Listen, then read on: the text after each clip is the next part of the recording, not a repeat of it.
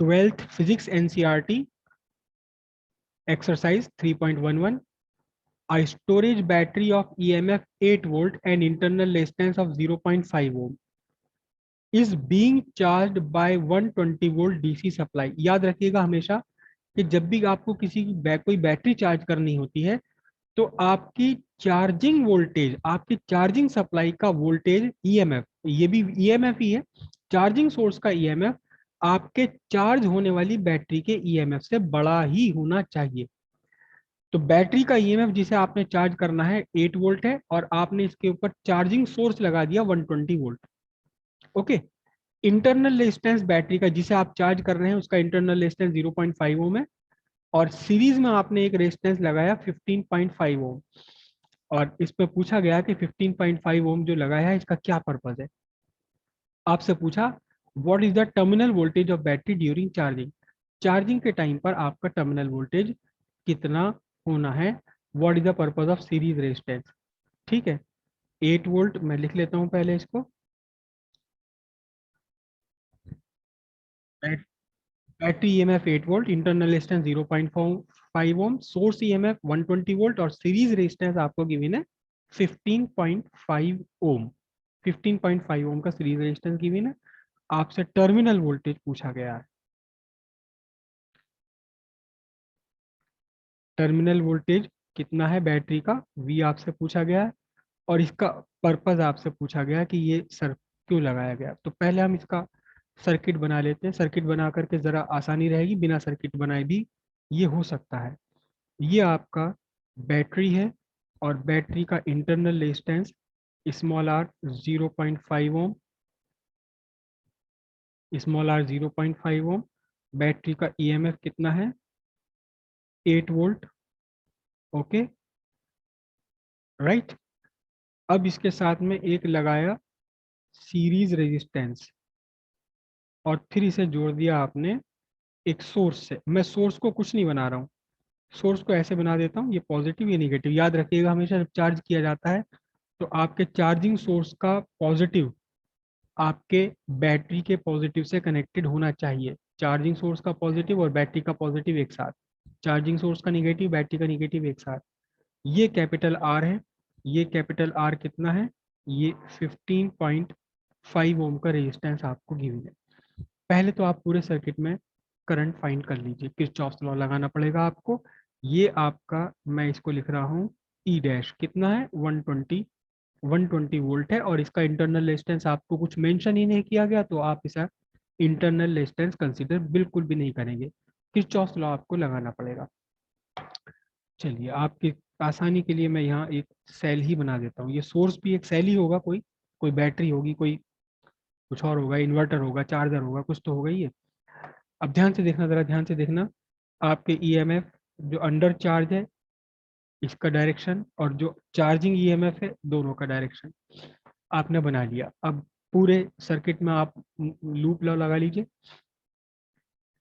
Loop law लगा लीजिए। Circuit का नाम लिख दूं मैं ए B C D.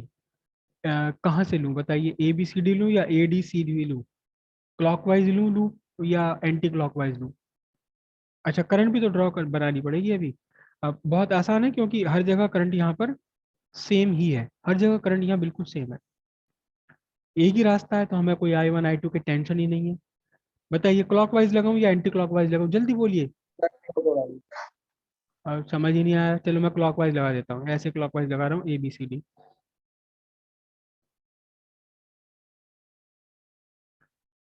Consider loop A B C D. A B C D loop कर लिया तो आप ए से चले बी पर चले, आपको मिला क्या, ई। ई मिला लेकिन आपको मिला ये ई अपोजिट डायरेक्शन में। आप चल रहे हो बी से सी लेकिन ईएमएफ के अपोजिट चलना पड़ रहा है तो मैंने इसको लिखा माइनस ई प्लस। अब यहाँ आए तो ये ई डैश आ गया, ई डैश आ गया इजिकल्स टू में। अब करंट और रेजिस्टेंस का प्रोडक्ट लेते चले जाओ, बहुत सिंपल। ये आई है करंट और रेजिस्टेंस कितना है 15.5, तो आपको प्लस आई के साथ मल्टीप्लाई करना है। मैं वैल्यूज लिख देता हूँ सीधे सीधे 15.5, फिर उसके बाद में ये रेजिस्टेंस आया। फिर से आपको प्लस आई के साथ मल्टीप्लाई करना है 0.5, और तो है ही नहीं कुछ भी, इतना सिंपल है। अब ये कितना है देखो जी, -8 + 120 इज इक्वल्स टू 15.5i, और 0.5i कितना बन गया, 16i बन गया। अब यहाँ से आपका i कितना निकल कर आ जाएगा, कितना बना ये, 112, 112/16। कितना आंसर आया इसका, जल्दी से करना जरा। Yes sir. 7 एम्पियर। ठीक है, अब आपको चाहिए टर्मिनल वोल्टेज। ये जो रेजिस्टेंस है, ये सेल के अंदर का रेजिस्टेंस है। तो टर्मिनल वोल्टेज आपका यहाँ से यहाँ तक है, ये वी टर्मिनल वोल्टेज का सीधा सीधा फॉर्मूला लगा लीजिए, V is equal to E minus I into R. E कितना है, 8 वोल्ट है, आई कितना है, ओ सॉरी सॉरी सॉरी, चलो चलो चलो, आई है आपका -7 और स्मॉल आर 0.5। -7 मैंने क्यों ले लिया, क्योंकि यहाँ जो करंट है आपकी वो ईएमएफ के अपोजिट चल रही है। याद कीजिए, जब अंडर चार्ज होता है तो हम लिखते हैं इसे ई प्लस आई आर। मैंने उसको यहाँ माइनस ले लिया, तो 8 + 7 पंजे 35, 3.5 कितना हो गया जी, 11.5 वोल्ट इसका टर्मिनल वोल्टेज हो गया। याद रखिएगा, जब बैटरी अंडर चार्ज है तब टर्मिनल वोल्टेज, जब बैटरी अंडर चार्ज है तब आपका टर्मिनल वोल्टेज लार्जर रखा जाता है। किससे लार्जर रखा जाता है, वो लार्जर होता है ईएमएफ से। और जब आप बैटरी कंज्यूम कर रहे हैं, यानी करंट ड्रॉ कर रहे हैं बैटरी से, तो फिर टर्मिनल वोल्टेज बैटरी का आता है कम, ईएमएफ से कम।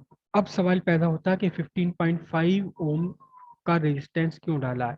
आप कंडीशन इमेजिन कीजिए कि अगर ये 15.5 ओम ना हो यहाँ, अगर ये सीधा स्ट्रेट वायर हो, तो पूरे के पूरे सर्किट का रेजिस्टेंस कितना होगा, 0.5। 0.5 जब आप यहाँ 0.5 लोगे, 112/0.5, तो 224 आ जाएगा। 224 एम्पियर की current, 240 ampere, 240 ampere enormous current होती, एनॉर्मस करंट। 240 एम्पियर की करंट अगर आपके घर में दौड़ जाए तारों में, तो विद इन सेकंड्स ये तार जल भून के खत्म हो जाएंगे, राख हो जाएंगे, आग लग जाएगी।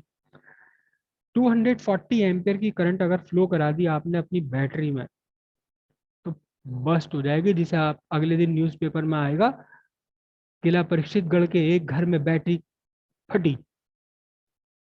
क्यों, क्योंकि लार्ज करंट।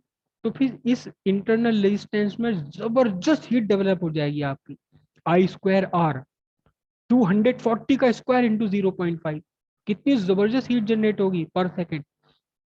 उस हीट को बैटरी टॉलरेट नहीं कर सकती, फट जाएगी, वर्ड रियली में फट जाएगी, जैसे हम कहेंगे वर्ड कि फट गई, ब्लास्ट हो जाएगा इसके अंदर। तो अब ये जो 15.5 रेजिस्टेंस है, ये जो आर आपका 15.5 है, ये आर 15.5 ओम रेजिस्टेंस है, इसका एक नाम होता है, इट इज लिमिटिंग रेजिस्टेंस। ये लिमिटिंग रेजिस्टेंस है। इसने क्या काम करा, देखना, इसने अपने सीरीज में लगाया था हमेशा, सीरीज में आकर के इसने करंट को ड्रॉप कर दिया बहुत ज्यादा। ये रहा, यहाँ मल्टीप्लाई हो गई, तो करंट को इसने ड्रॉप कर दिया to a safe level. 7 ampere की करंट है, 7 एम्पियर की करंट इस बैटरी के लिए काफी है। जो आपके नॉर्मल इन्वर्टर की बैटरी होती है, इन्वर्टर की बैटरी की चार्जिंग करंट 15-16 एम्पियर से लेकर के 24-25 एम्पियर तक की होती है पूरी। अगर बड़ी वाली बैटरी है, जैसे बहुत बड़ी वाली बैटरी जो फुल साइज की बैटरी होती है, जिसे आप 150 एम्पियर की बैटरी कहते हैं, 150 एम्पियर की बैटरी होती है, तो वो 15-16 वोल्ट, 15-16 एम्पियर करंट भी टॉलरेट कर लेती है। तो ये 8 वोल्ट की कोई बैटरी छोटी मोटी रही होगी, 7 वोल्ट की, 7 एम्पियर की करंट ये टॉलरेट कर लेगी। तो इसका काम क्या है, in this is called limiting resistance, it is always connected in series, it limits the current to a safe value that can be tolerated by the charging battery। ये करंट कम करके लिमिट कर देता है करंट को, उस safe value तक ले आता है, जो सेफ वैल्यू आपकी बैटरी टॉलरेट कर सकती है, आपकी बैटरी अंडर चार्ज टॉलरेट कर सकती है।